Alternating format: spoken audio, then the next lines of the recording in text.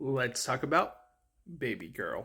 This is one of the more interesting movies I've seen all year, and it is a good look into desires, relationships, communication, repression, power. There's a lot of power play and fantasy in this movie. And I will preface this by saying that this movie is not for everyone. If you're going into this movie expecting this like really sexual, experience, you're not really going to get that. And if you're going into this movie for some kind of morality play, you're not really going to get that as well. But what it does deliver is a very nuanced look into repression and power play and women kind of like taking ownership of their own sexuality and the importance of communication, whether it is between two consenting adults in a relationship, whatever the matter, it is all about communication. A lot of the situations that the character put themselves in this movie is the lack of communications or the lack of having those conversations and willingness to hear out the other person.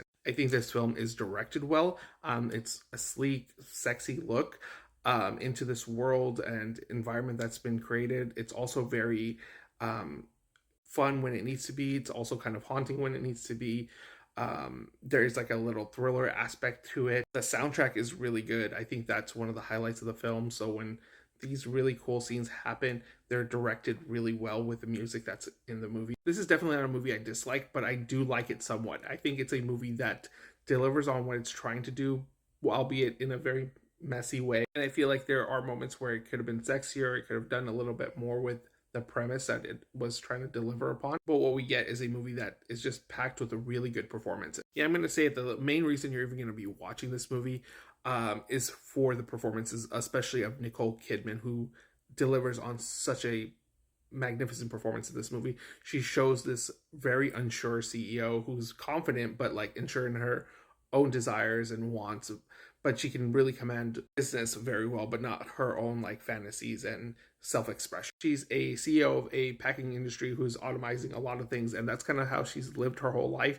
And she's never really explored outside of the box, and she finally gets this opportunity to kind of do it. And instead of talking to her partner and exploring it in that realm, she does it through a third party. Harris Dixon is really good. I really liked him in The Iron Claw, but I do like his turn here. He plays just like a grown man child who doesn't really care about what's happening behind around him. He doesn't care who he hurts. He doesn't really care as long as he gets what he wants. And then I think this real standout and very understated performance of this film is Antonio Banderas. I think he delivers a very quiet, subdued performance, and when it needs to burst out, he delivers on that. Overall, it's not a good movie. It's not a bad movie. It's a pretty interesting look into a person's psyche and the importance of communication. It's a very kind of cold movie in a sense, but if this was played by a man, it might be taken a little differently. But it does show like women are repressed in their sexuality, and they're kind of shamed for it when they do try to express it.